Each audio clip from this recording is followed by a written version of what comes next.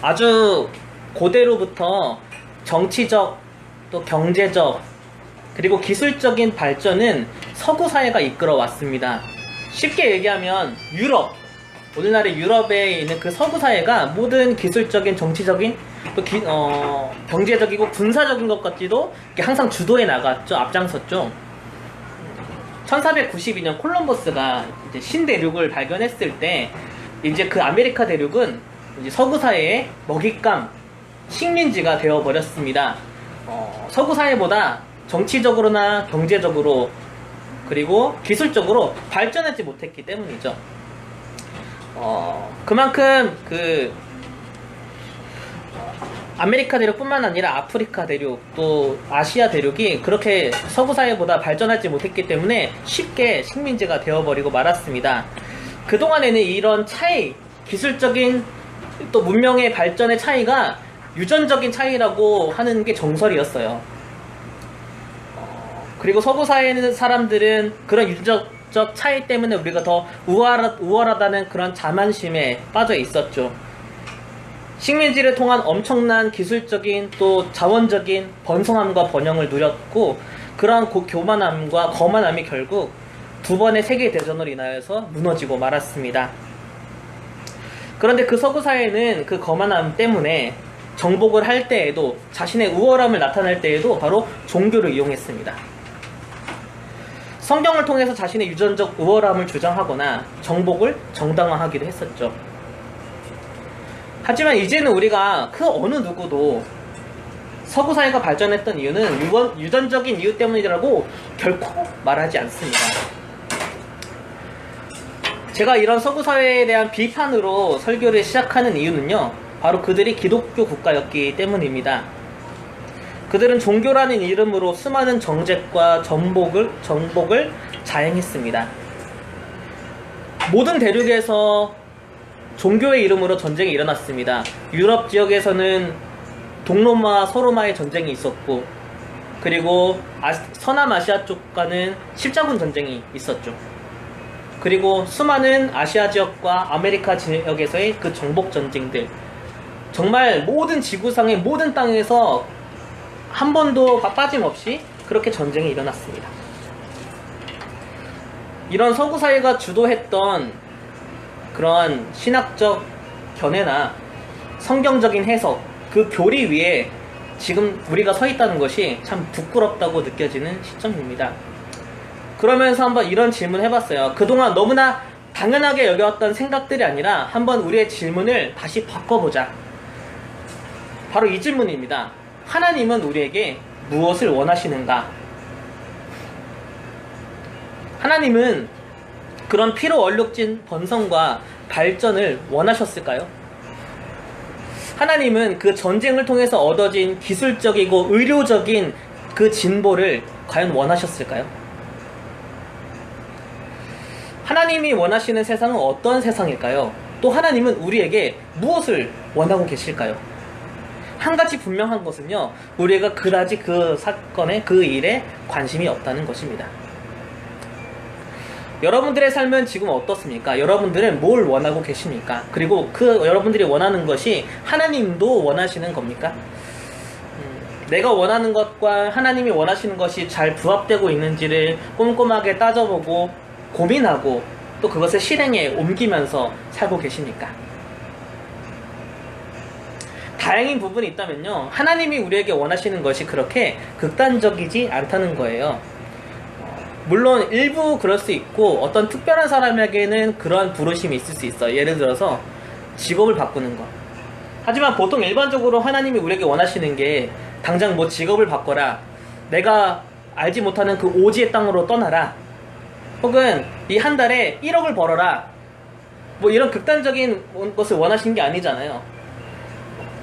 너의 가게 매장에 이번 달에 손님이 200명 느는 게 이번 달에 너의 미션이다, 난 그걸 원한다라고 우리에게 요구하지 않으시잖아요.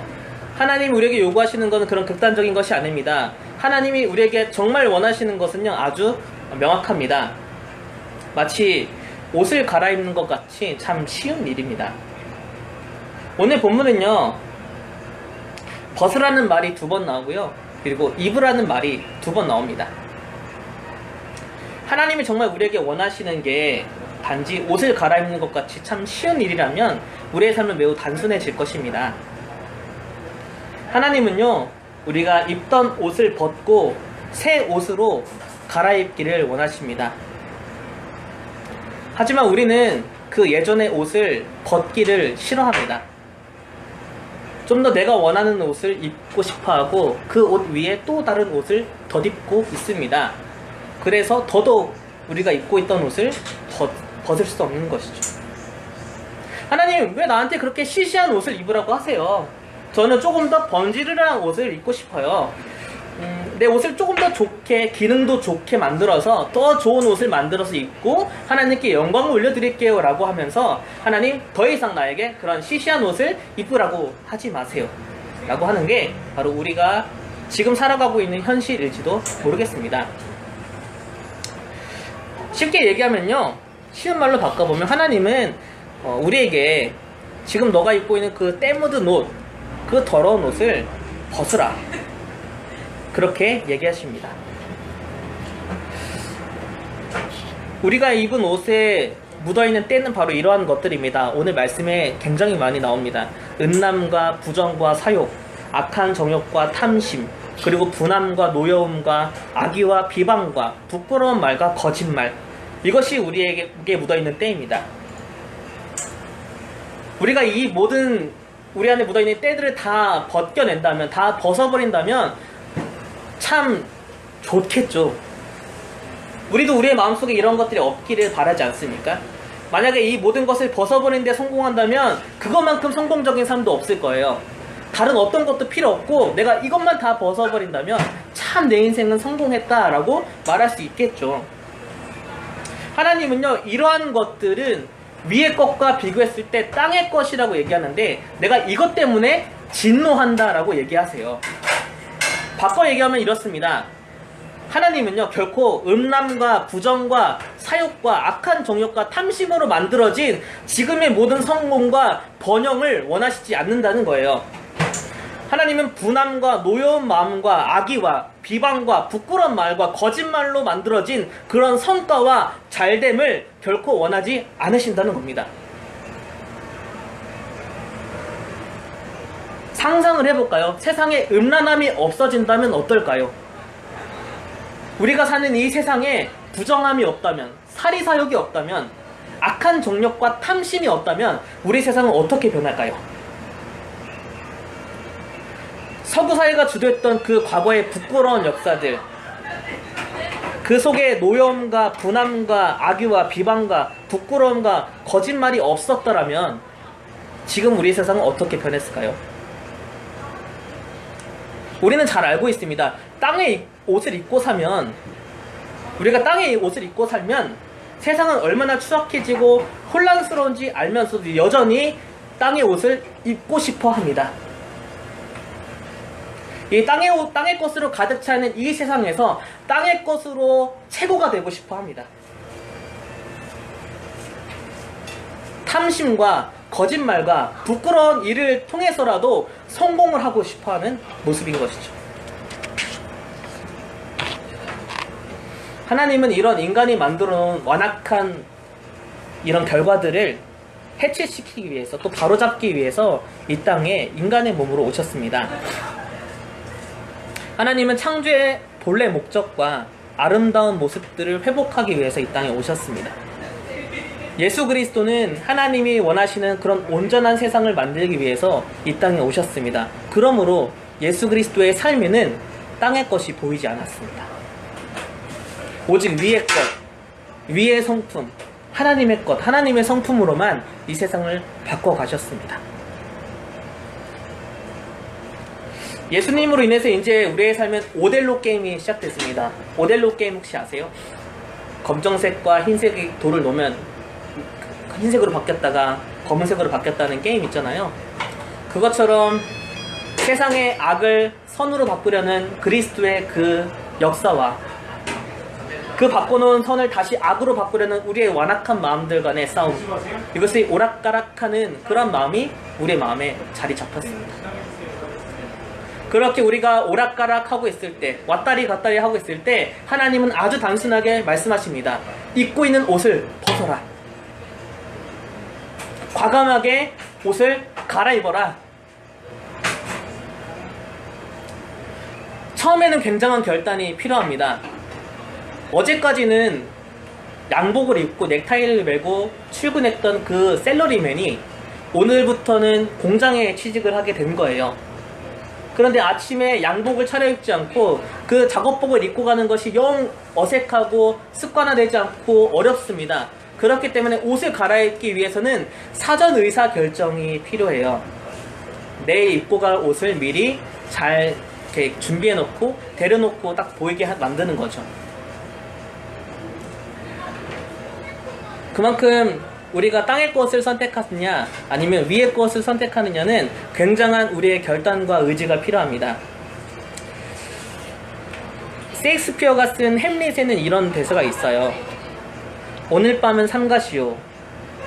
그러면 다음번에는 금욕하는 일이 좀 더 쉬워질 것이요. 그 다음번은 더욱더 쉬워질 것이요. 습관은 본성을 거의 바꿀 수 있고 또 놀라운 능력과 함께 마귀를 좌절시키거나 쫓아낼 수 있기 때문이요. 이런 대사가 있습니다. 사실 성령님이 우리 안에 오시면 우리 안에 저절로 새 옷이 입혀지는 게 아니죠. 마술과 같이 그 전에 있었던 모든 악한 마음들은 사라지고 내 마음속에 사랑만 기쁨만 넘쳐나는 것이 아닙니다. 저절로 된다면 왜 성령의 마지막 열매가 절제겠습니까? 우리에게는 성령의 열매로 사랑할 수 있고 기쁨이 가득한 그런 가능성이 열렸지만 또다시 우리의 본성과 또 우리의 습관을 바꾸기 위해서 할 수 있는 노력을 다해야만 합니다. 사실 우리는 지금 7절 말씀에 있는 그 상황에 놓여져 있어요. 7절에 보면 이렇습니다. 너희도 전에 그 가운데 살 때에는 그 가운데서 행하였다. 예를 들어 이런 겁니다. 몇 달 전까지만 해도 카페 매장에서 일회용품을 사용하는 건 당연한 일이었습니다. 아무도 뭐라 하지 않았고 참 실용적이고 편리한 방법이었죠. 그런데 인식이 바뀌었죠. 환경을 보호해야 한다는, 그리고 그렇게 일회용품을 남발하면 결국 우리 제살 깎아 먹는 거라는 그런 인식으로 전환이 일어났습니다. 우리는 지금 다른 세상을 살아요. 그 전과는 다른 세상. 매장 안에서는 일회용품을 사용하지 않는, 하지만 옛날 것에 익숙해진 사람, 그것을 포기할 수 없는 사람은 여전히 매장 안에서 일회용품을 사용합니다. 하지만 환경을 보호해야 한다는 그런 궁극적인 목표에 동의해서 옛날의 습관을 버리고 편리한 것을 포기하더라도 조금 불편하고 어렵더라도 그런 결단이 있고 행동이 있을 때야만 불편함을 간수해야지만 자신을 바꿔갈 수 있습니다. 우리는 여전히 땅을 밟고 살아갑니다. 그래서 계속 땅의 것들이 보입니다. 바울도 그것을 너무나 잘 알고 있습니다. 그렇기 때문에 아주 의식적으로 이런 표현을 합니다. 위의 것을 봐라. 우리가 땅을 밟고 살고 있지만 그래도 위의 것을 보고 위의 것을 생각하고 위의 것을 찾아라. 자꾸 땅을 보면서 살면 달리기 시합을 하고 싶어요. 나보다 앞서가는 사람이 보이고 나보다 잘 나가는 사람들이 보여서 쫓아가고 싶고 경쟁하고 싶고 좀 더 앞서가고 싶은 그런 마음들이 생깁니다. 하지만 위의 것을 보십시오. 하늘을 보세요. 우리는 결코 우리의 인생이 앞으로 달려가는 경쟁이 아니라 똑같이 다 위로 올라가는 사람들이잖아요. 아무리 앞으로 달려간들, 아무리 뒤처진들 다 똑같이 결국은 위로 갈 수밖에 없는 그런 삶이잖아요. 그렇기 때문에 삶은 결국 경쟁이 아닙니다. 경쟁이 아니기 때문에 탐심을 낼 필요가 없습니다. 거짓말로 남을 속일 필요도 없습니다. 나에게 손해를 끼치는 사람에게 분내거나 악의를 가질 필요도 없습니다. 똑같이 위를 향해서 걸어가는 존재들이라면 그러한 사람과 사람이 뒤엉켜 살아가는 게 우리의 진정한 삶입니다. 앞으로 아무리 치고 나가려고 해봤자 우리는 결국 위로 올라가는 똑같은 존재입니다. 저 위에서 위로 올라가든 이 뒤에서 위로 올라가든 다 그냥 똑같이 다 위로 올라가는 그런 존재입니다. 그렇기 때문에 우리가 입어야 될 새 옷은 바로 사람과 사람 사이의 뒤엉킴에 필요한 것들입니다. 우리가 입어야 될 새 옷, 그것이 무엇인지 우리 12절부터 14절까지 말씀 함께 읽어볼까요? 시작. 그러므로 너희는 하나님의 택하사 거룩하고 사랑받는 자처럼 긍휼과 자비와 겸손과 온유와 오래 참음을 옷 입고 누가 누에게 불만이 있거든 서로 용납하고 피차 용서하되 주께서 너희를 용서하신 것 같이 너희도 그리하고 이 모든 것에 사랑을 더하라. 이는 온전하게 매는 띠니라. 아멘. 하나님이 우리에게 정말 원하시는 삶이 바로 이런 모습입니다. 우리가 입어야 될 옷도 바로 이렇습니다. 긍휼함, 자비와 겸손, 온유함과 오래 참음, 그리고 용납하고 용서하는 모습, 그리고 그 모든 것에 사랑을 더하라고 말씀하십니다. 이건 바로 예수님이 보여주셨던 삶의 모습이죠.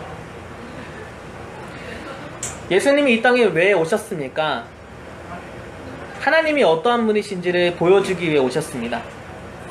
그렇다면 우린 예수님의 모습을 통해서 그리고 이 말씀을 통해서 하나님이 어떠한 분이신지 어렴풋이 알 수 있습니다. 하나님이 정말 원하는 게 뭔지 어렴풋이, 하나님의 나라가 어떤 나라의 모습인지 바로 이 말씀을 통해서 느낄 수 있습니다. 서로모와 동로마의 기독교 안에서의 전쟁, 기독교와 이슬람 간의 십자군 전쟁, 개신교와 카톨릭의 종교 전쟁, 기독교 국가들의 식민지 약탈, 그때 그들에게 긍휼함이 있었다면, 자비가 있었다면 어땠을까요? 그때 그들에게 온유함과 오래 참음과 용납함이 있었다면, 사랑으로 행동했다면 지금은 어떤 결과가 나타났을까요? 굳이 서구 사회를 놓고 보지 않아도 됩니다. 내 삶을 돌아본다면 우리에게는 많은 생각들이 떠오를 것입니다. 내가 좀 더 긍휼히 여겼더라면, 내가 좀 더 자비롭고 내가 좀 더 용납해줬다면, 좀만 더 겸손했다면, 오래 참을 수 있었다면, 내가 용서해주고 사랑으로 대했다면 내 삶엔 어떤 변화들이 찾아왔을까? 그 사람에게는 어떠한 변화가 찾아왔을까? 하나님이 우리에게 정말 원하시는 건 바로 이런 성품의 변화입니다. 하나님의 관심사가 거기에 있기 때문입니다. 마지막으로 10절의 말씀을 우리 함께 보겠습니다. 새 사람을 입었으니 이는 자기를 창조하신 이의 형상을 따라 지식에까지 새롭게 하심을 입은 자니라. 새 사람을 입었으니 하나님의 형상을 따라서 새롭게 하심을 입었다라고 그렇게 기록합니다. 이 말씀을 세 가지로 한번 정리해 볼게요. 첫 번째, 하나님이 우리에게 원하시는 건 우리가 하나님의 형상을 회복하는 거다. 두 번째, 새 옷을 입는 것이, 새 사람을 입는 것이 하나님의 형상을 회복하는 방법이다. 마지막 세 번째, 하나님이 우리에게 입히시는 새로운 옷은 결코 능력이나 성과가 아니라 바로 성품에 관련된 것이다. 하나님의 형상이 회복된다는 건 우리의 성품이 변한다는 뜻입니다. 그러고 보면 성품이 사람을 망칩니다. 성품 때문에 일을 그르치기도 합니다. 성품 때문에 다른 사람을 힘겹게 만들기도 합니다. 반대로 얘기하면 성품 때문에 나는 변할 수 있습니다. 성품 때문에 내 삶도 달라질 수 있습니다. 우리가 우리의 삶에서 구체적으로 바꿀 수 있는 유일한 것은 바로 성품입니다. 우리의 삶을 바꿀 수 있는 키도 성품이 쥐고 있습니다. 오늘 바울도 얘기합니다. 하나님이 택하사 거룩하고 사랑받는 자처럼 긍휼과 자비와 겸손과 온유와 오래 참음으로 옷을 입어라. 너희 옛 옷을 벗어버리고 새로운 이 옷을 입어라 라고 권하고 있습니다. 그리고 그 옷을 다 입고 나면 사랑의 띠로 그 옷이 벗겨지지 않도록 단단하게 매라고 마지막으로 권하고 있습니다. 말씀을 정리하겠습니다. 하나님이 우리에게 입으라는 옷은 아이언맨 슈트나 스파이더맨 슈트 같은 옷들이 아닙니다. 우리의 능력이나 힘을 키우라고 말씀하시지 않습니다. 하나님의 관심사는 우리의 성품에 있습니다. 바로 위의 것으로, 하나님의 것으로 변화되어서 하나님의 것으로 세상을 바꿔가라고 그렇게 말씀하십니다. 여러분, 혹시 여러분에게 벗어야 될 땅의 옷은 없으신가요? 음란과 부정과 사욕과 악한 정욕과 탐심, 그리고 분함과 노여움, 악의와 비방과 부끄러운 말과 거짓말을 아직 벗어버리지 못하고 있지 않으신가요? 오늘 아주 과감하게 그 옷을 벗었으면 좋겠습니다. 그리고 우리에게 준비된 그 새 옷으로 갈아입기를 소망합니다. 땅의 것이 아니라 하늘의 것으로 살아가는 우리들, 그러한 하늘의 것으로 살아가기 위해서 사전 의사 결정을 합시다. 내가 입을 옷을 미리 잘 준비하고 다시는 땅의 옷을 입지 않고 하나님 우리에게 주신 새 옷으로 갈아입는 오늘이 되었으면 좋겠습니다. 우리 말씀을 기억하면서 이 말씀을 실천할 수 있도록 성령께서 도와달라고 우리 함께 기도했으면 좋겠습니다.